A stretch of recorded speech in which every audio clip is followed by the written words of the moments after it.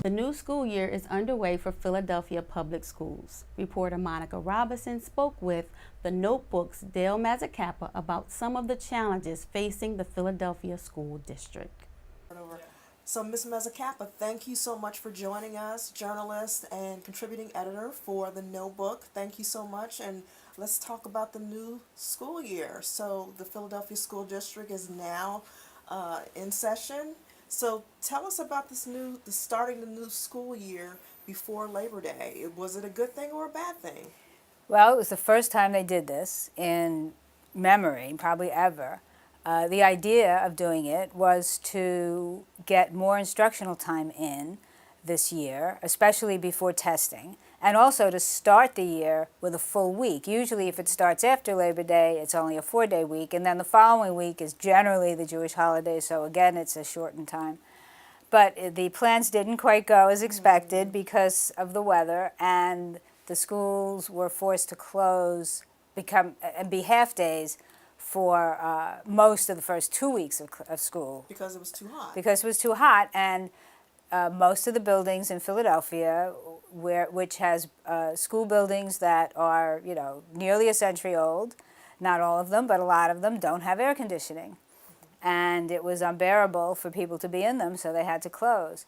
So one of the things that this whole fiasco brought to light was the fact that the conditions of the schools beyond reporting that's been done over the last year and more about, mold, asbestos, lead, paint, the idea that the schools are not equipped for year-round use because of a lack of air conditioning.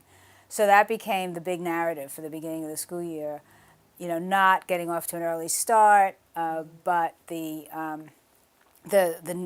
dire conditions of much of the facilities. The district did a study a few years ago, came up with a $5 billion number, and that's how much it would take.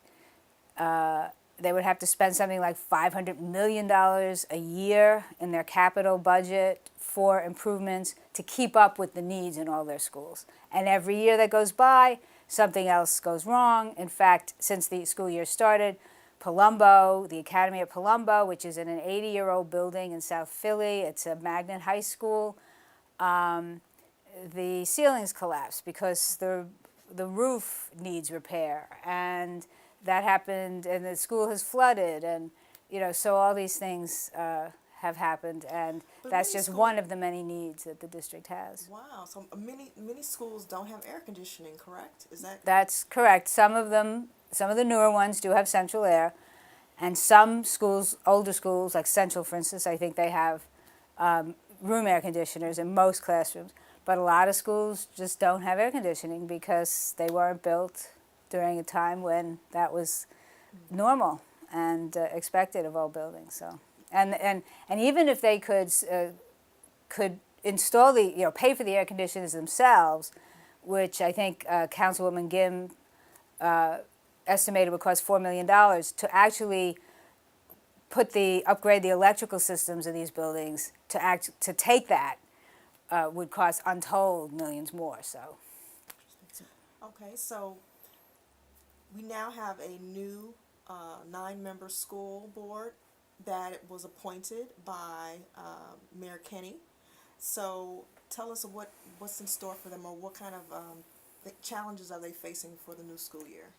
Well, the new school board, it's the first time since 2001 that the school district has been under local control, and that's a big deal.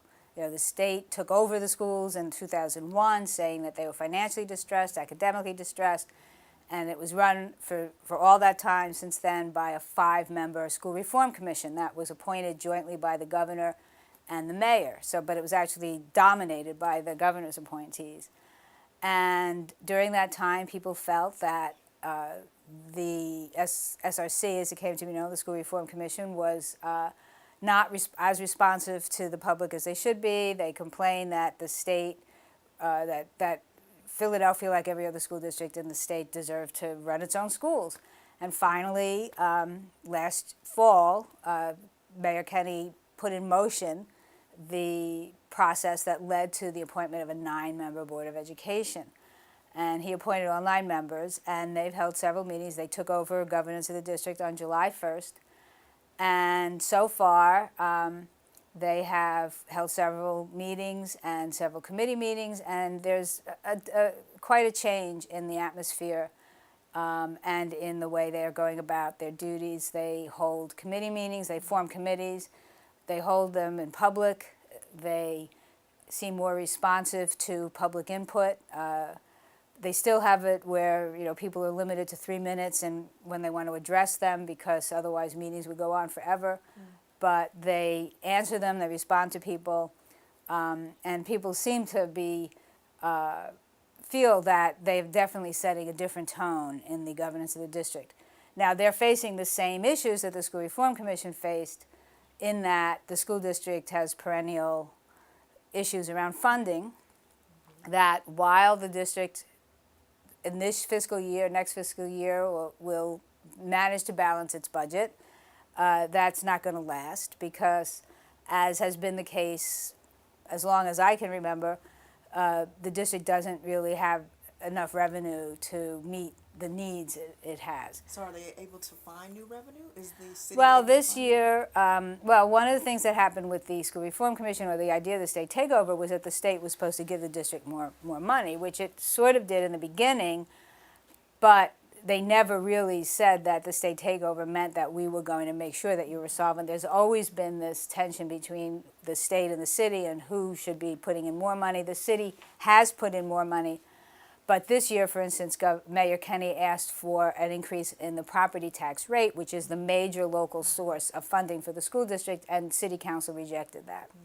Because there's been this reassessment, people's property taxes are already going up, and so the City Council didn't want to. They did give them several $100 million, but not all of that is recurring money that will be repeated and that the school district can count on for planning. So the district is going to be facing a deficit come, I think, the fiscal year after next, unless they get another source of revenue. So there's always this tension. One thing that's actually happening this week is something called leveling, which means that every year the school district adjusts the number of teachers. They try to plan based on models and past practice and predictions on how many kids are going to show up in any given school, and they never get it precisely correct, so they have to shuffle teachers around. And this is very disruptive to schools. The finance people, the district, argue that, well, we save money doing that we can put into other programs, but teachers hate it, parents hate it, principals hate it, because they have to, in many cases, especially in high schools, they might have to redo rosters for kids and schedules.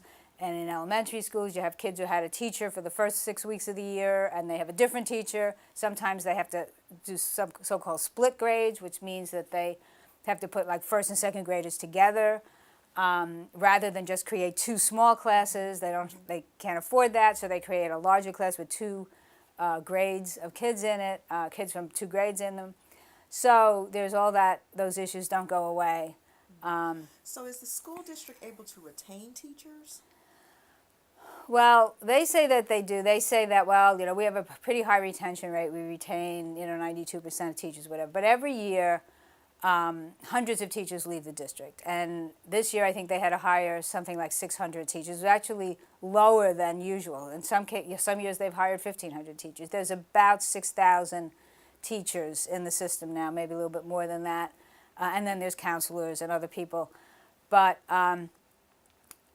even though a lot of the people who are leaving are retiring, but a lot of teachers leave, new teachers especially, within the first 5 years. They just leave. And it's not because we did a story about this and analyzed the data. It's not that the suburbs are picking them off or anything. They're most of them are just not leaving teaching entirely. They don't show up anywhere else as teaching elsewhere in Pennsylvania. So they're either retired. Well, a lot of them are, because of the difficulties that the district faces as an urban school district. Class size under the contract can go as high as 30, 33, depending on the grade. That's pretty big. Most suburban districts that can afford it have much lower class size, more like 20. So there's that. There's the fact that some schools, have high concentrations of kids in poverty. So it is very frustrating. And new teachers tend to get jobs that other people don't want. So they are faced with difficult circumstances day to day, and they can, they do get frustrated and they leave for that reason. But so the district says, well, our retention rate is pretty good, but there's still a lot of turnover of teachers every year. What about minority teachers and retaining black male teachers? Well, the school district used to have about a third of their teachers were African American. The most recent data show that that number's down to about 22-23% since 2001. And that's a pretty big, that's a kind of a national phenomenon. Most of the teachers in Philadelphia are white females. And black male teachers make up, I think, 4% of the teachers in Philadelphia, which is actually more than twice the statewide percentage, which is less than 2%. So there is a lot of effort to hire and retain black male teachers. Something like a quarter of the students in the district are black males. And that is a national problem that the school district itself is trying to deal with. Superintendent Height is trying to deal with it. This year, I think 25% of the new hires were African American, which is a little higher than the average as a whole. I'm not sure what percentage of black men, but that is a real issue and nationwide, that the demographics of the teachers in this country do not match the demographics of the students. And as far as Asian and Hispanic teachers, those numbers are, in the low single digits, under 5%, maybe even under 2%, I think, when it comes to Asian teachers. So that's a big issue. And overall, Pennsylvania, the number of people who are getting education degrees a year in Pennsylvania has plummeted. I mean, has gone down from something like 14,000 several years ago to like 6,000. And when you ask principals and you ask the school district recruiters, why aren't there more African American teachers? They'll say that, well, we need science teachers, we need special ed, we need math, and those are the teachers we need, and there's even fewer teachers of color available in those particular fields. So it's a dilemma that the whole country is facing, and Philadelphia is definitely facing. So anything coming up this week that is pressing in education? This particular week?